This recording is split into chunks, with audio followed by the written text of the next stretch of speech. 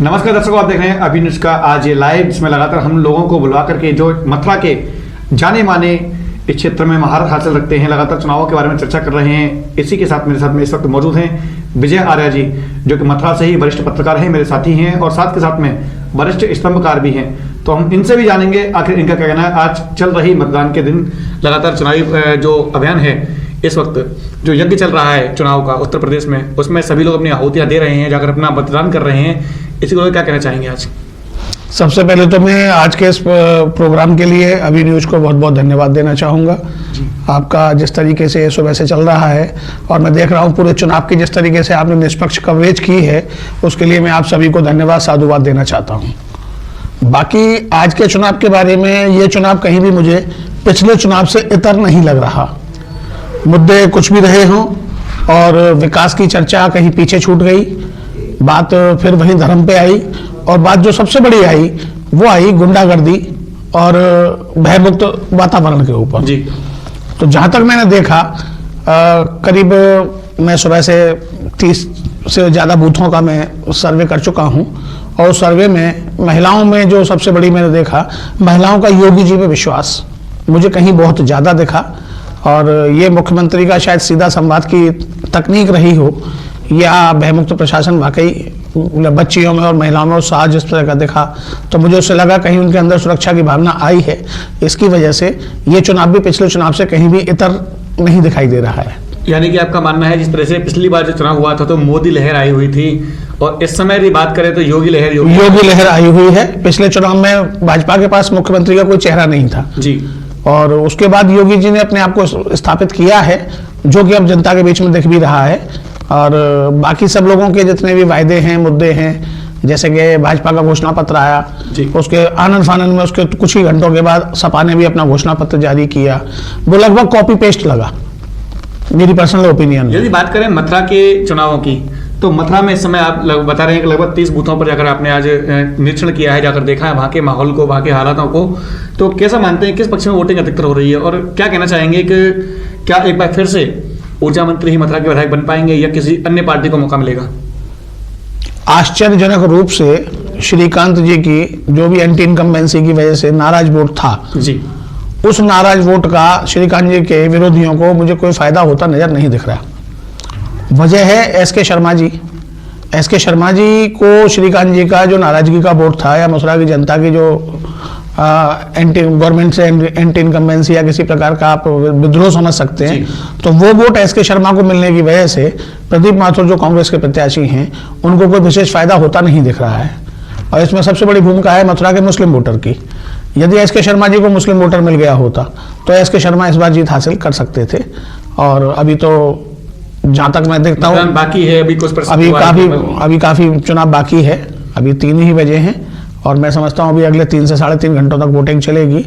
आगे ऊंट किस करवट बैठेगा उसके बारे में तो अभी कहना कुछ जल्दबाजी होगी, लेकिन अभी तक के रुझानों के हिसाब से लग रहा है कि योगी का भरोसा जनता के बीच में कायम है और जनता उसके लिए मतदान कर रही है। लगभग 3 बजे का समय हो चुका है और वोटिंग का प्रतिशत जो है अभी तक, जैसा कि अभी पिछले आंकड़े में देखा गया था 30 से 35% हुआ था, यानी कि 50% पार नहीं कर पाया। तो क्या आप मानते हैं कि इस हिसाब से वोटिंग काफी कम संख्या में हो रही है इस वक्त? उसके लिए कोई बहुत ज्यादा वो नहीं है। कल बरसात हुई थी मथुरा में, आज सुबह थोड़ी ठंड थी, तो ठंड की वजह से जो अर्ली मतदाता है, जो सुबह जल्दी मतदान करना पसंद करता है, वो सुबह जल्दी नहीं निकल पाया। लेकिन जैसे जैसे धूप खिल रही है उसके हिसाब से महिलाओं के, पुरुषों के टोलियां नजर आ रही हैं मतदान करने के लिए और मुझे लगता है कि शाम तक एक अच्छा प्रतिशत होगा, 60 के आसपास का टारगेट प्राप्त हो जाएगा जी। यदि बात करें इस बार मथुरा की, तो मथुरा से आपको किससे ज्यादा उम्मीदें लगती हैं? मतलब कौन अब की बार बाजी मान ले जाएगा इनमें से सही प्रत्याशियों के बीच में से? इस बार एक नया ट्रेंड देखने को मिला है जनता के बीच में कि कोई भी व्यक्ति विधायक चुनना नहीं चाह रहा जी। कोई भी व्यक्ति, कोई महिला, कोई पुरुष। यानी कि आपका सीधा निशाना योगी पर है? नहीं, मेरा सीधा निशाना मुख्यमंत्री पद पर है जी। इस बार जनता प्रदेश के अंदर, मुझे ऐसा लग रहा है, मेरा व्यक्तिगत मेरा मानना है और जितना मैंने देखा है और सूत्रों से जितनी हमें खबरें मिलती हैं, अपने ग्रामीण क्षेत्रों के सूत्रों से और शहर के बाहरी क्षेत्रों के सूत्रों से, तो उन सारी खबरों का आकलन निकालने के बाद यही लगता है कि लोगों ने ठान लिया है कि किसी को अखिलेश को मुख्यमंत्री बनाना है और किसी को योगी को मुख्यमंत्री बनाना है। अब इस वाले पलड़े में अब ये जो तुले का जो बैलेंस है, इसमें जिसके पक्ष में ज्यादा मतदान हो जाएगा वो मुख्यमंत्री बनेगा, और जो मुख्यमंत्री बनने की दौड़ में आगे रहेगा उसके विधायक सबसे ज्यादा जीतेंगे। यानी कि आपका कहना है कि इस बार जो लड़ाई है वो विधायकों के बीच में नहीं है, मुख्यमंत्रियों के बीच में फाइट चल रही है। हाँ, ये इस बार बिल्कुल ट्रेंड बिल्कुल नया निकल के आया है, और इसको आप यदि फील्ड में आपके काफी रिपोर्टर काम कर रहे हैं, जब आप उनसे इस बात की पुष्टि करेंगे तो आपको पुष्टि हो जाएगी कि मैं जो कह रहा हूँ अक्षरशः सत्य कह रहा हूँ। यदि बात करें बलदेव विधानसभा की, तो बलदेव में आप किसका पलड़ा भारी मानते हैं? बलदेव विधानसभा में जहां तक है, पांचों विधानसभाओं में लोकदल के जो शीर्ष नेतृत्व है जिले का जी, तो मथुरा जिले के शीर्ष नेतृत्व ने यदि अपनी पूरी शक्ति झोंक रखी है तो बलदेव के अंदर झोंक रखी है। बलदेव में अभी आपको पता होगा एक कांड हो चुका है जहां शिक्षा माफियाओं का काफी घोटाला खुल के आया, और कई 100 करोड़ का कांड है। तो उसके चलते कि मथुरा में समाज कल्याण विभाग में कई अधिकारियों पे FIR भी हुई, कई सस्पेंड भी हुए। तो उन सारी चीजों में देखते हुए ये पूरा मामला पूरन प्रकाश ने उठाया था, जो कि तत्कालीन अभी भी वहीं से विधायक, पिछले विधायक वही चले आ रहे हैं, पूरन प्रकाश भाजपा के हैं, और उन्होंने ये मामला उठाया था। तो शिक्षा माफिया जो बलदेव में है, करीब 100 से ऊपर कॉलेज हैं, वो लामबंद हो गए हैं पूरन प्रकाश को हराने के लिए। उसके बावजूद कहीं ना कहीं वहां भी पूरन प्रकाश पूरी फाइट में है, और नतीजे प्रत्याशित आ सकते हैं, क्योंकि मैंने आपको बताया कि यहाँ वोट विधायक के लिए नहीं हो रहा, यहाँ वोट मुख्यमंत्री के लिए हो रहा है। ये लड़ाई मुख्यमंत्रियों की है, और मुख्यमंत्री जीत के आएंगे तो जो मुख्यमंत्री आगे चलेगा उसके विधायक सबसे ज्यादा जीतेंगे। जो सभी कॉलेज लामबंद हो चुके हैं, तो क्या इसका सीधा सीधा फायदा बबीता जी को मिलेगा? नहीं, कॉलेजों के लामबंद होने का फायदा बबीता को मिलना चाहिए, बबीता देवी को, लेकिन उसमें सबसे बड़ी बात यह है कि जनता देख रही है कि कॉलेज वाले तो इतने सालों से घोटाला करते आ रहे हैं जी। अब जब सारे दागी एक जगह इकट्ठे हो जाएंगे तो बटने चलो फिर एक दूसरा पक्ष। यानी आपका कहना है जैसे पहले एक बार महागठबंधन बना था, एक बार फिर से उसी प्रकार की भूमिका सामने दिखाई दे रही है, यानी कि जो महागठबंधन की तर्ज पर आप कह रहे हैं सभी लोग लामबंद हो चुके हैं और एक को घेरने का प्रयास किया जा रहा है। विपक्षियों ने ये फॉर्मूला अपनाया था बंगाल चुनाव में जी, पश्चिम बंगाल चुनाव में विपक्षियों का यह फॉर्मूला काफी हद तक सफल भी रहा। हालांकि भाजपा ने वहां 3 से करीब 70 के आसपास सीटें प्राप्त करी, तो भाजपा अपने आप को उपलब्धि मानती है, लेकिन ये फॉर्मूला पश्चिम बंगाल में ज्यादा सफल रहा।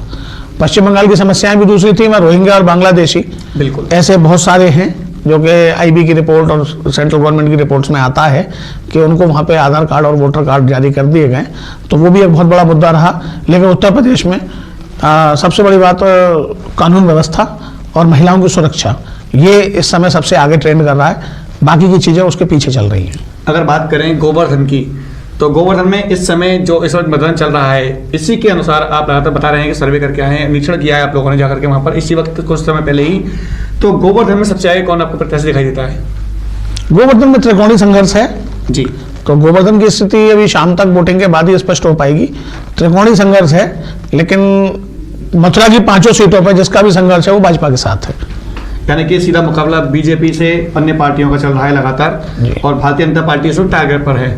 हाँ, भारतीय जनता पार्टी तो सिंगल पार्टी है ना, वो सबके टारगेट पे है, बिल्कुल सभी लोग एक हो गए तो सबके टारगेट पे भारतीय जनता पार्टी ही है, और सबकी फाइट भी भारतीय जनता पार्टी से ही है। गठबंधन प्रत्याशियों के बारे में क्या कहना चाहेंगे आप? जो गठबंधन प्रत्याशी हैं लगातार, गठबंधन प्रत्याशियों में सबसे ऊपर रखना चाहूंगा संजय लाठर जी को।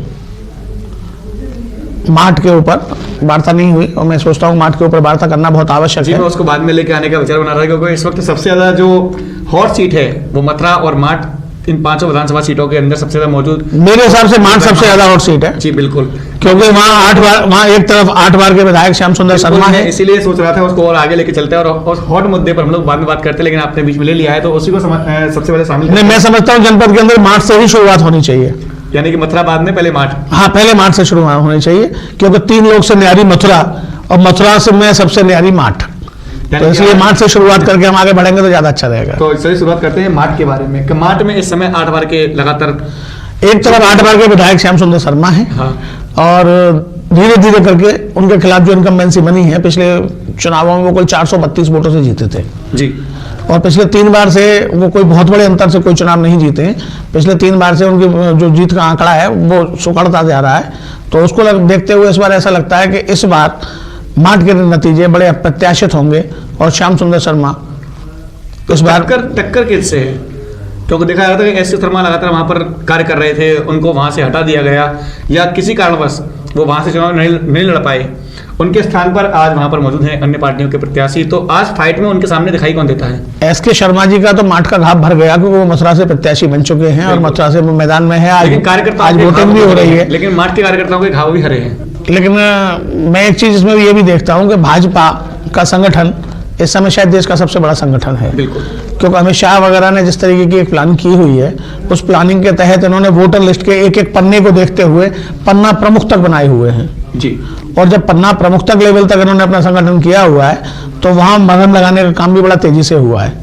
यदि घाव हरे हैं तो लोकदल के कार्यकर्ताओं के हैं, जो कि 8 पंचवर्षीय से और श्याम सुंदर शर्मा जी के खिलाफ काम करते आ रहे हैं, लड़ते आ रहे हैं, मुकदमे झेलते हैं, लठ भी चलते हैं, बहुत सारी घटनाएं हो जाती हैं। तो वो उस कार्यकर्ता के घाव ज़्यादा हरे हैं, क्योंकि इस बार उन्हें बहुत उम्मीद थी कि योगेश नौवार जी को टिकट मिलेगी और योगेश नौवार जी की टिकट काट के संजय राठौर जी को जिस तरीके से प्रत्याशी बनाया गया और जिस तरह का घटनाक्रम मार्च में चला, उस तरह के घटनाक्रम के बाद माना कि योगेश नौवार को उन्होंने एमएलसी वगैरह कुछ दिया है, एक के साथ एक फ्री का, एक के साथ एक फ्री का एक दौरा अभी आए थे बीच में, तो कहा भी गया था हाँ, आप एक के साथ एक फ्री वाली योजना को ध्यान में रखते हुए संजय राठौर को वोट दें। ये तो उत्तर प्रदेश में किसकी सरकार बनेगी उसके बाद डिपेंड होगा कि हाँ वाकई एक के साथ एक फ्री हो पाएगा नहीं हो पाएगा। अभी पहला जीत के आ पा रहे नहीं आ पा रहे उसमें भी संशय है जी। तो कुल मिला के वो जो लोकदल का जो वोटर नाराज है, वो जो समर्थक उलटफेर कर सकता है, हाँ वो बहुत बड़ा उलटफेर कर सकता है और इस बार माठ हो सकता है कि एक नया इतिहास रचे। यदि बात करें छाता की, क्योंकि ये सभी जो मथुरा की 5 विधानसभा सीटें हैं, इन सभी में एक एक प्रत्याशी ऐसे हैं जो लगातार वहां पर विजय प्राप्त किए हुए हैं और किसी भी हद में, किसी भी कद में किसी भी प्रत्याशी छोटे नहीं हैं। पार्टी से बड़े आज वहां के प्रत्याशी हैं, ऐसा देखा जाता है। मथुरा की जो छाता विधानसभा सीट है जी, ये जैसे हमारे पड़ोसी स्टेट है राजस्थान, यहाँ की जनता का बिल्कुल राजस्थानी मूड है।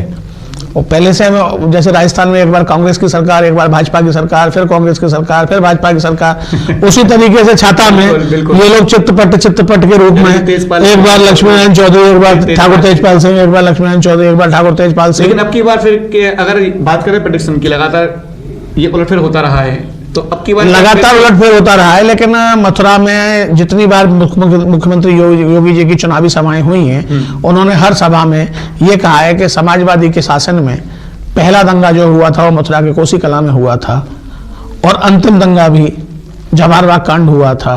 तो उसको उन्होंने बार बार हर लोगों के घावों को और दर्द को हरा करने का प्रयास जो किया है, उससे वहाँ के लोगों की, तो मुझे नहीं लगता कि तेजपाल सिंह की जीत आसान होगी। हाँ, लक्ष्मीनारायण जी की भी आसान नहीं होगी। चुनाव में जाना अपने आप में टफ होता है, दोनों ही लोगों का कांटे का संघर्ष है और वहां भी। तो क्या जो लगातार चली आ रही परंपरा टूट जाएगी, या आपके अनुसार आप बता रहे हैं कि परंपराएं और रिकॉर्ड हमेशा टूटने के लिए ही तो बने हैं जी।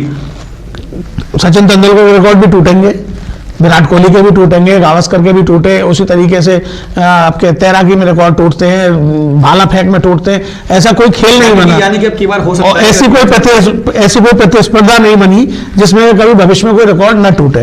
तो रिकॉर्ड टूटने के लिए बने हैं, हो सकता है माठ में और छाता में इस बार रिकॉर्ड टूटे। तो यानी कि आपका सीधा इशारा है कि हो सकता है कि लक्ष्मीनारायण चौधरी एक बार फिर से बाजी मार लेने में सफल रहे।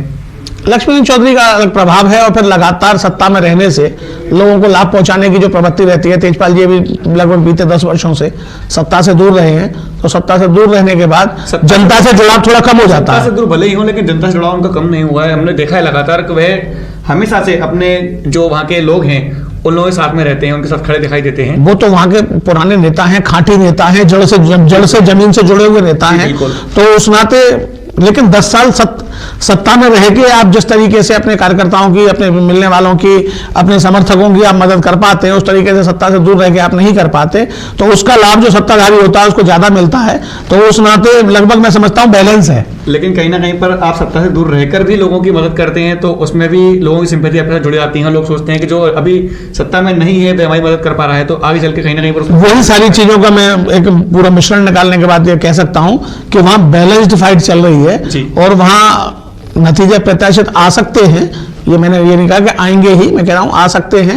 लेकिन उसके साथ कहीं ना कहीं जो सबसे बड़ी चीज है, जो सबसे बड़ा फैक्टर है, वो मैंने आपको बता दिया। कहीं कोसी कांड है जो सपा के खाते में माइनस पॉइंट है, और कुछ ऐसे एक आध दो मामले लक्ष्मीनारायण जी के साथ भी हैं जो माइनस पॉइंट हैं, बाकी जनता तो जनार्दन होती है। आते हैं मथुरा विधान की 5 विधानसभा सीटों की सबसे आखिरी विषय गोवर्धन जो बाकी रह गया था। गोवर्धन में इस समय सीधा मुकाबला चल रहा है भारतीय जनता पार्टी और गठबंधन प्रत्याशी के बीच में, और तीसरे जो कांग्रेस के प्रत्याशी हैं वह भी अपना दमखम निखाते नजर आ रहे हैं। तो इन तीनों में से आप सबसे इस वक्त अव्वल दर्जे पर कैसे मानते हैं कि कौन बाजी मार ले जाएगा? नहीं, कांग्रेस तो मथुरा जनपद में यदि मथुरा की एक सीट को आप छोड़ दें जिसमें प्रदीप माथुर 4 बार हुए जी, बाकी इसके अलावा किसी सीट पे कांग्रेस कभी कोई बड़ा दमखम दिखा नहीं पाई। नहीं, कांग्रेस पे बराबर इस वक्त गोवर्धन में लगातार कह रही है कि हम लोग बहुत तेजी से आगे आएंगे, बहुत तेजी से काम कर रहे हैं, तो कहाँ कम मानते हैं? कांग्रेस के जो प्रत्याशी हैं वो अभी जो चुनाव लड़ रहे हैं मिस्टर दीपक चौधरी जी, तो दीपक चौधरी की कहानी ये है कि वो बीच में अभी कई जिला पंचायत तक हार चुके हैं। बिल्कुल। और जिला पंचायत हारने के बाद उन्हें एमएलए लड़ना मुझे कहीं से भी श्रेयस्कर लगता, और अब जैसे कि वहाँ जातिवादी चुनाव हो चुका है। बिल्कुल। और कांग्रेस और गठबंधन के प्रत्याशी ही जाट जाति से आते हैं, तो वहाँ जाटों ने फिर जाटों में कभी ध्रुवीकरण उतना नहीं हो सकता जब जातिवादी चुनावी व्यवस्था के अंतर्गत चल रहा है। तो एक ठाकुर प्रत्याशी है, एक ब्राह्मण प्रत्याशी हैं और 2 जाट प्रत्याशी हैं। तो वहाँ जनता ने जो मेरा अपना आकलन है उसमें यही निकल के आ रहा है कि गठबंधन प्रत्याशी के साथ अधिकतम जाट खड़ा हुआ है और कांग्रेस वहाँ कहीं फाइट में दूर दूर तक नहीं है। तो यानी कि आपकी नज़र में जो फाइट रहेगी वो मुख्य रूप से किन किन पार्टियों के बीच में रहेगी? बाकी तीनों के बीच रहेगी। राजकुमार रावत की बात करें तो एक अच्छे प्रत्याशी हैं और लगातार जनता से जुड़ाव है उनका, और लगातार इस फील्ड में हमेशा आगे बनाकर आते रहे हैं। तो क्या आपकी बार आपको लगता है कि वो बाजी मार लेने में सफल रहेंगे?